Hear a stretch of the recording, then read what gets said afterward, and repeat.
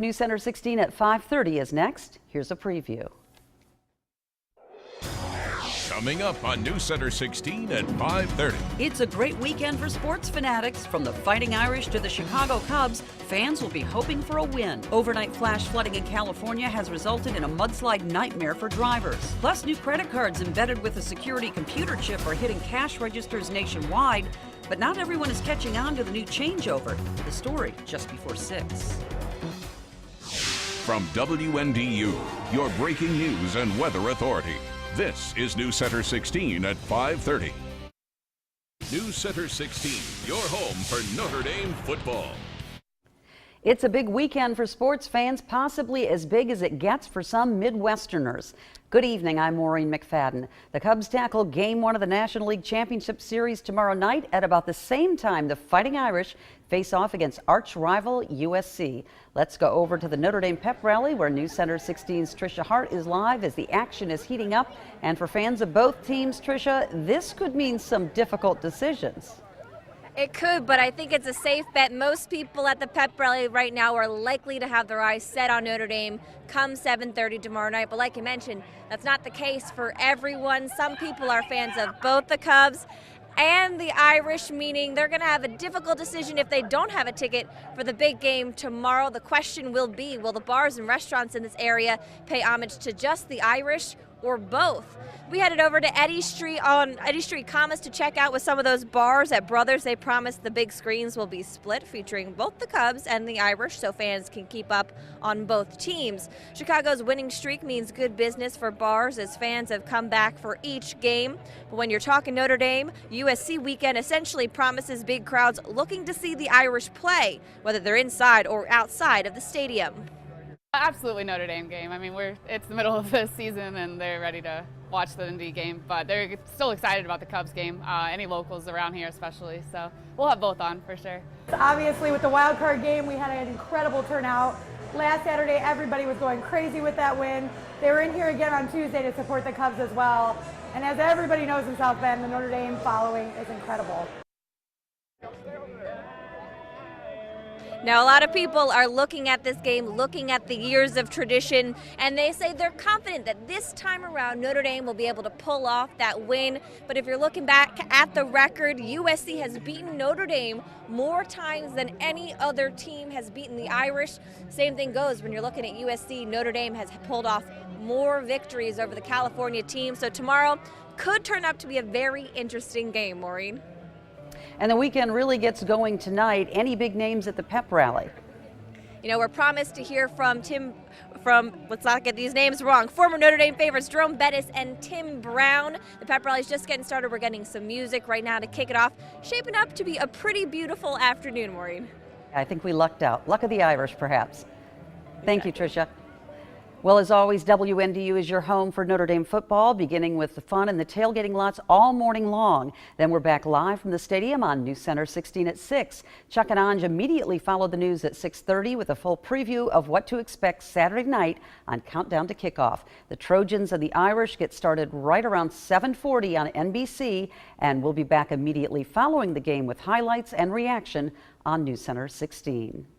Well, some South Bend street closures are creating headaches for people trying to turn in their ballots. Right now, Indiana-Michigan Power is doing work along both Jefferson and Lafayette Boulevards. With both streets closed, there are a few parking spaces up for grabs outside the County City building, including handicap parking. Walt Barkowiak and his wife Marilyn picked what they thought was an unmarked space. With their taxes paid, ballots turned in, and 2 flu shots later, the couple walked out to find their car had been towed. It's very hard to get in and out of the building when you're elderly and have handicaps, and I really hurt for those people too. Why they got some of those spots blocked, I don't know. They're not working there, but they got cones on them. Fortunately, the towing company was very kind and brought the car back. We did have to pay the fee. And that fee she talked about, $125 to get their car back. There's no word on when the streets will be reopened outside the County City building, but the work could continue even after the November 3rd elections. Meanwhile, one person has been taken to the hospital after a two-vehicle accident. According to Ink Free News, it happened at 1 Tiger Lane on Detroit Street in Warsaw. The victim, who was driving a Chrysler Sebring, was struck by a pickup truck. The victim was extricated from the car and then taken to Kosciuszko Community Hospital. Well, it's going to be a chilly one for Friday night football. What can game goers expect tonight, Mike? Maureen, we're looking at a situation where lake effect clouds are out there. Lake effect showers may begin to develop, and that's what we're watching on the satellite radar combination. You can see, though, a lot of that's pushed off to the east, and there's still some to the north of us, but eventually it'll start to develop over our area. The other big thing is outside of those lake effect areas, all the purple areas have a freeze warning for tonight. It would probably be a light freeze. To Sunday morning, I think, is going to be the coldest morning where all of us could see a widespread frost or freeze. We'll talk more about that coming up. In the meantime, for this evening, if you are heading out, we're looking at variably cloudy skies, maybe a shower after 7 or 8 o'clock. Hopefully it holds off till after the football game's 40 degrees at midnight, so it does turn colder. My 7-day forecast coming up. Thanks, Mike. A day of muck-covered cleanup as mudslides in parts of Southern California cut off highways near Lake Hughes. Cars, trucks, and even homes trapped in a muddy nightmare. The storm struck with little warning, as much as 5 inches of pounding rain in an hour for some areas and marble-sized hail. All we saw was just a mountain of boulders and dirt and stuff coming right for us, and it pretty much lifted my car up and spun us around like it was nothing. Some first responders say it was the most dangerous weather they've seen in some time. The big dig out is underway to free trapped vehicles on the highway. Luckily, no one was seriously hurt. The mother of Tamir Rice is asking for an independent prosecutor to take over her son's case and for the current prosecutor to step down. Samaria Rice held a news conference in Cleveland today along with her attorneys. Her request comes after prosecutor Tim McGinty released 2 reports that found the officer who shot and killed 12-year-old Tamir Rice outside a recreation center was justified in his actions. The report showed that Officer Timothy Lehman acted reasonably under the law when he shot Rice on November 22, 2014. Police say Rice was waving what turned out to be an air gun. I am very disappointed in the way Timothy McGinty is handling this case. I would like for him to step down and allow an independent prosecutor to take over Tamir Rice's case. Do you all think that the killing of my child was constitutionally justified? No. I am praying the public continues to ask questions and seeks the truth. The Rice family says it's taken too long for the prosecutor to present Tamir's case to a grand jury, and they want justice. Switching over to international news, Israeli forces were preparing for more protests and outbreaks of violence today as Palestinian militant groups call for a day of rage. There's been a recent stabbing where a Palestinian man wearing a press badge attacked an Israeli soldier. He was shot and killed by the Israeli. And overnight, it's suspected a Palestinian youth set fire to a holy site. Now, an investigation is in the works to hold those accountable. Also, orders have been made to repair the holy site. Meanwhile, security in Jerusalem remains on high alert, with age restrictions on men and women allowed to enter the walls of the old city to pray.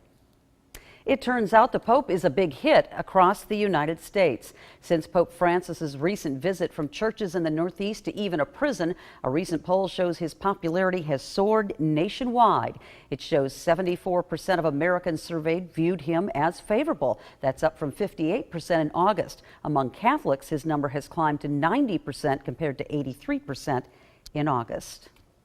Well, still ahead, don't slide, dip instead. A growing number of merchants are moving to chip card readers as it becomes the industry standard, but the new switch is leaving many consumers confused.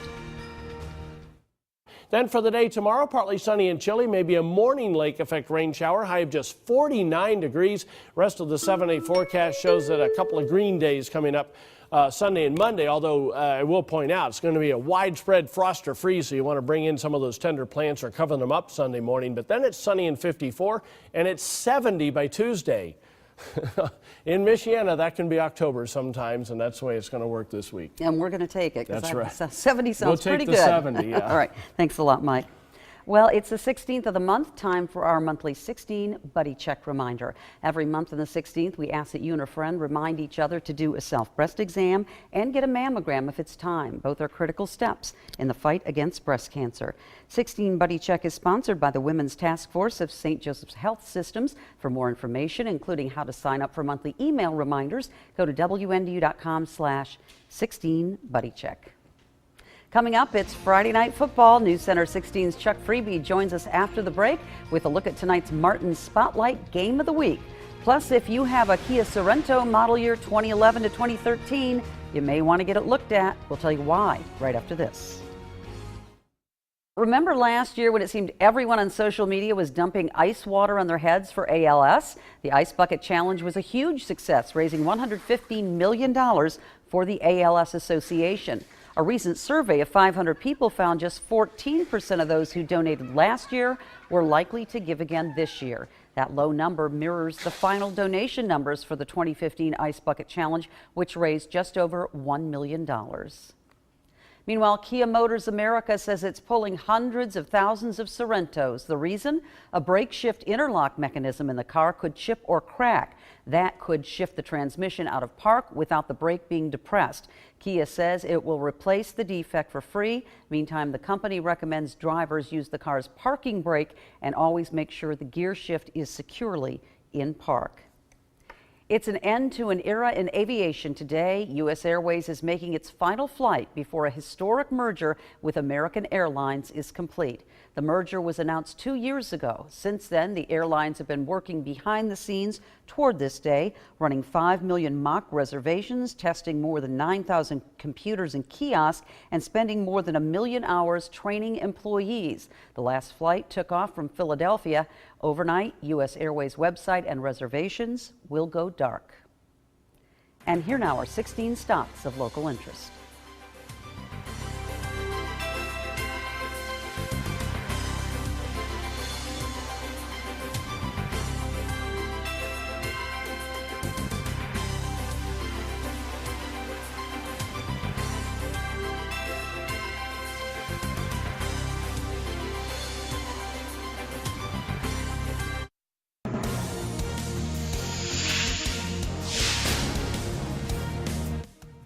Millions of Americans are getting those new credit and debit cards in the mail, the ones with the security chip that's supposed to cut down on fraud. But the changeover is leading to confusion and even profit warnings on Wall Street. NBC's Tom Costello reports a lot of retailers aren't ready for you to dip or insert the card yet, and already there's a lot of finger pointing. They're here, whether you swipe, dip, punch in a pin, or go without. Those new credit cards embedded with a security computer chip are now hitting the cash registers nationwide, but it's not exactly been a smooth rollout. We just got the new MasterCard with the new little chip in it, and it was compromised. I had to slide it through and it didn't take. I didn't know why my credit card wasn't going through. That's never anything that you want to experience.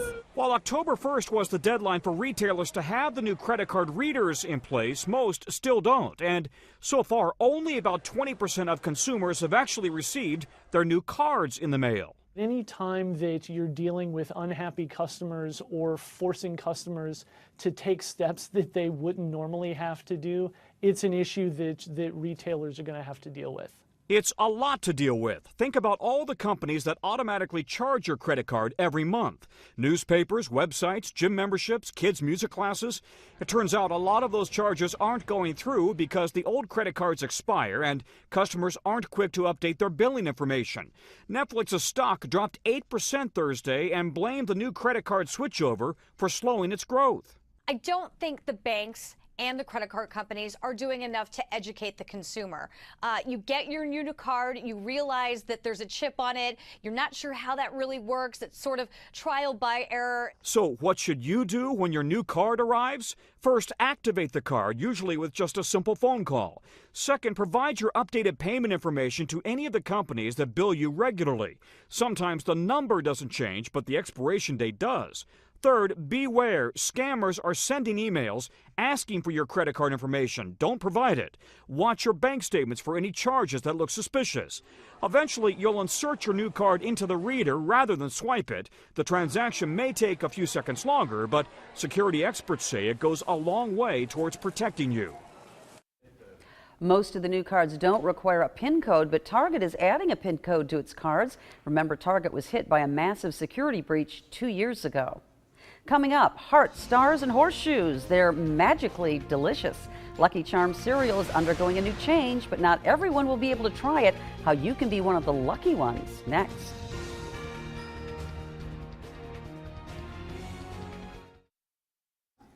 Good news for Lucky Charms cereal lovers. The cereal is going all marshmallow. But there's a catch. You have to win a contest in order to get your hands on it. General Mills says it will make just 10 boxes of the all marshmallow Lucky Charms. Those interested in a box must post a photo of themselves to Facebook, Twitter, or Instagram with an imaginary box of Lucky Charms. They must also use the hashtag Lucky10 sweepstakes. The contest runs until Sunday. Now, nothing against Lucky Charms, but as if you needed more sugar. Yeah, just eat marshmallows. A whole box of them. Yeah, I mean, I like some sugar on my cereal too. But all right, here's what's going on outside. So far, so good. If you're heading out to one of those high school football games, we do expect lake effect rain showers to start to pop up across southwest Michigan and northeastern Indiana, especially after 7 or 8 o'clock. Hopefully they hold off till after 9 o'clock because that would be good news for you. But you can see all the lake effect rain showers going on across most of Michiana there. And yes, it's mixing with snow. That white stuff you see in northern Michigan, already starting to see some of the flakes. And it's not out of the question that some of those rain showers have a flake or two in the morning around here. Yikes. Okay, Our 90 minutes of news continues next. Here's a preview.